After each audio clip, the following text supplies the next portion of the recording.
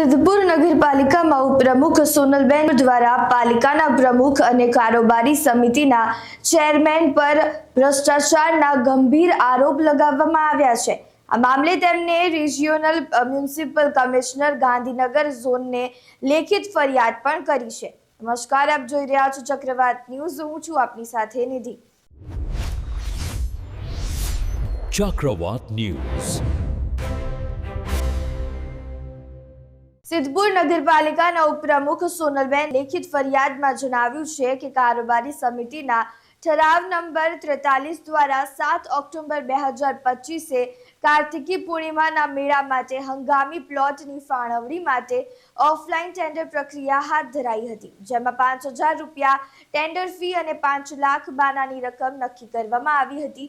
બાદમાં આ tender L1 પાર્ટીને 84,51,991 રૂપિયામાં ફાળવવામાં આવ્યું। આટલી મોટી રકમનું ટેન્ડર ગુજરાત નગરપાલિકા અધિનિયમ 1963ની કલમ 67નું ઉલ્લંઘન કરીને ઓફલાઈન કરવામાં આવ્યું છે, તેમજ માત્ર એક જ અખબારમાં જાહેરાત આપી નિયમોની અવગણના કરવામાં આવી છે। આ સિવાય ફરિયાદમાં એ પણ કહેવાયું છે કે જો આ ટેન્ડર સરકારના નિયમો અનુસાર પ્રોક્યોર પર ઓનલાઈન કરવામાં આવ્યું હોત તો નગરપાલિકાને લાખો રૂપિયાનો વધુ લાભ મળી શક્યો હોત, પરંતુ આમ ન કરાતા નગરપાલિકાને ભારે આર્થિક નુકસાન થયું છે। આરોપો મુજબ કારોબારી સમિતિના ઠરાવ નંબર 39 દ્વારા કાર્તિકી પૂર્ણિમા મેળાના આયોજન અને ખર્ચ માટે સામાન્ય સભાની કોઈ મંજૂરી લેવામાં આવી નથી।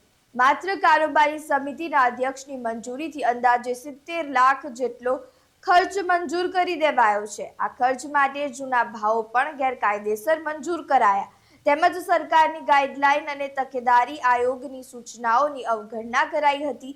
આ તમામ બાબતો ગુજરાત નગરપાલિકા અધિનિયમ 1963ની જોગવાઈઓને ખુલ્લેઆમ ભંગ કરે છે। પાલિકાના ઉપપ્રમુખ દ્વારા કરવામાં આવેલા ગંભીર આક્ષેપો બાદ રિજનલ મ્યુનિસિપલ કમિશનર શું પગલાં લે છે તે જોવાનું રહ્યું। નિલેશ દેસાઈ સાથે ચક્રવાત ન્યૂઝ, સિદ્ધપુર।